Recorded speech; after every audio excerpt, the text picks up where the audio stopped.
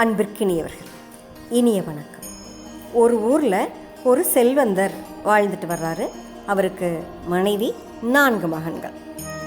தன்னுடைய சொத்தை 5 பிரித்து 4 மகன்களுக்கும் 4 பங்கு கொடுத்துட்டு தனக்கு ஒரு பங்கை வச்சுக்கிட்டு வாழ்ந்துட்டு வர்றார்.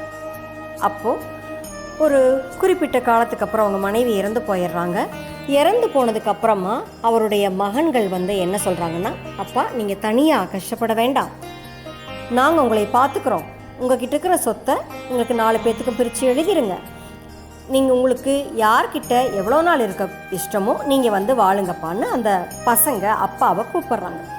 அவங்க அப்பா என்ன சொல்கிறாரு, சரிப்பா, எனக்கு கொஞ்சம் யோசிக்க அவகாசம் கொடுங்க, நான் உங்களை எல்லாத்தையும் திரும்ப அழைக்கிறேன் அப்படின்னு சொல்லி அனுப்பிச்சி வச்சிட்றார். அப்போ அவர் தன்னுடைய வேலைக்காரங்கிட்ட சொல்லி ஒரு குருவி கூட எடுத்துகிட்டு வர சொல்கிறார். அதில் இருக்கிற அந்த குருவி குஞ்சை மட்டும் வீட்டுக்குள்ளே ஒரு கூண்டில் வச்சுக்கிட்டு தாய் பறவையை வெளியில் அனுப்பிடுறார். அப்போது அந்த குஞ்சுகளுக்கு அந்த தாய் குருவி எப்படியாவது கஷ்டப்பட்டு கொண்டுட்டு அந்த உணவை கொண்டு திரும்ப திரும்ப கொண்டு கொடுத்துருது. கொஞ்ச நாள் ஆகுது.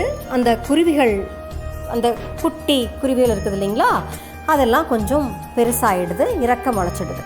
அப்போ அவர் என்ன பண்ணுறாரு, அந்த குட்டி குருவி இருக்குது இல்லைங்களா, அதுகளையெல்லாம் வெளியில் அனுப்பிட்டு தாய்க்குருவியை பிடிச்சி அடைச்சி வச்சிடறார். அந்த தாய்க்குருவி கத்துது, துடிக்குது, பசியில் கத்துது. அந்த வெளியில் போச்சு இல்லைங்களா, இறக்கை முளைச்சி அந்த குருவி குஞ்சுகள் நாளும் ஒன்று கூட எட்டி பார்க்கவே இல்லை இந்த பக்கம்.